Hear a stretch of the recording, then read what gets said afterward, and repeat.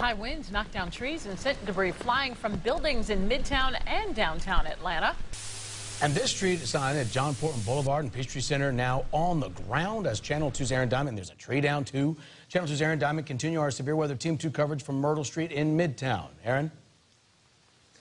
Yeah, Justin, been a wild day here in the city of Atlanta. Like many places here in Midtown, you can see this big oak tree that came down just within the last hour or so. It's now spanning 3, maybe 4 yards at this point.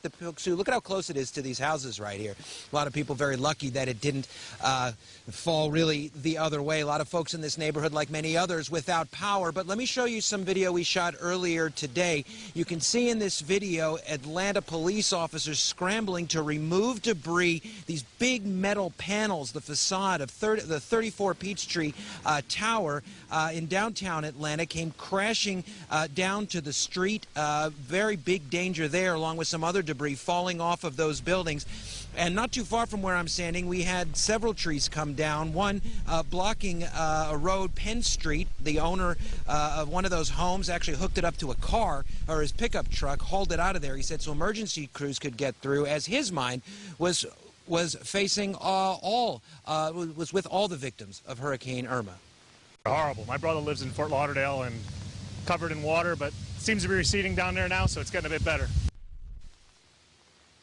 Another big danger, the wind came through, really the wind tunnels in between the buildings downtown Atlanta, moving some traffic lights 90 degrees in the wrong direction. So some intersections there it makes it look like it has absolutely no traffic lights at all, urging folks who are out on the roads tonight to be very, very careful as trees continue to fall, power lines continue to go down, and a lot of these signals, these traffic lights are not working tonight. Just if you don't need to be out on these roads, please don't be till this blows out of here. We're live in Midtown. Aaron Diamant, Channel 2 Action News. I'm Carl Willis in DeKalb County. We were responding to a tree down that caused a house fire right up the road when we were driving down Dressman Drive here in unincorporated Decatur, DeKalb County, when we saw this tree down on this house, dangerously close to this vehicle right over here. It actually just happened. We talked to the homeowners here. They say they are inside trying to shore things up. There's water coming in through the roof right at this moment. The homeowner here, I talked to her just a few minutes ago. She described hearing the snap, hearing the impact on the house, and just being thankful that nobody was in the room at the time. We heard a crack and a big boom, like a sonic boom. Luckily, we were not on that side of the house. It went through 2 of our bedrooms and probably knocked out the bathroom in between. They've already contacted the insurance company. They're trying to make sure that no further damage happens right now. It's a lot to be worried about in the middle of the storm here. Still raining, trees still down here, damage already done, but a lot of families in this similar position, not necessarily with the tree on their house, but tree down in the roadway, tree down in the driveway, tree possibly on cars. We're getting reports all over DeKalb County. That's the very latest. I'm Carl Willis in DeKalb County.